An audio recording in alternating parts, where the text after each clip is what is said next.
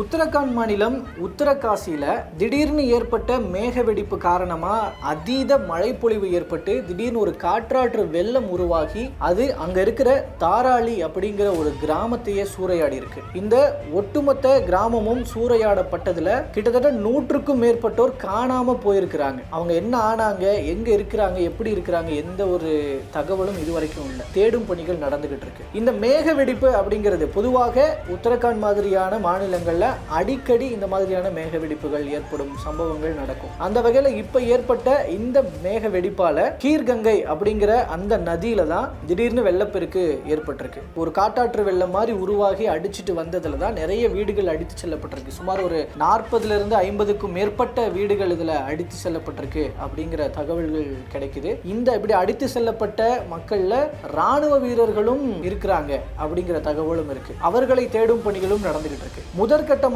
இந்த தேடும் பணிகளின் போது ஒரு 4 பேரினுடைய உடல்கள் மீட்கப்பட்டிருக்கிறதாக தகவல். மேற்கொண்டு உயிர் பலி அதிகமாகும் அப்படிங்கிற தகவலும் தெரிய வந்திருக்கு. இதனால ஒரு பெரும் பரபரப்பு, ஒரு பெரும் கவலை தொற்று இருக்கு உத்தரகாண்ட் மாநிலத்தில். அங்க இருக்கிற மாநில பேரிடர் மீட்பு படையினரும் தேசிய பேரிடர் மீட்பு படையினரும் அந்த மீட்பு பணிகளில் மும்முரமாக ஈடுபட்டிருக்கிறாங்க. இன்னும் அடுத்தடுத்து அங்க இருக்கிற அந்த இடிபாடுகள் எல்லாம் அகற்றப்பட்டு எல்லாம் தேடும் பணிகள் தொடரும் பட்சத்தில் எவ்வளவு பேர் இறந்திருக்கிறாங்க அப்படிங்கிற முழுமையான தகவல்கள் வெளிவரும் அப்படின்னு எதிர்பார்க்கப்படுகிறது. நாட்டையே சோகத்தில் உள்ளாக்கி இருக்கிற இந்த சம்பவத்தில் அடுத்து என்ன நடக்க போகிறது அப்படிங்கிறதையும் அடுத்தடுத்த செய்திகள் வாயிலாக பார்க்கலாம்.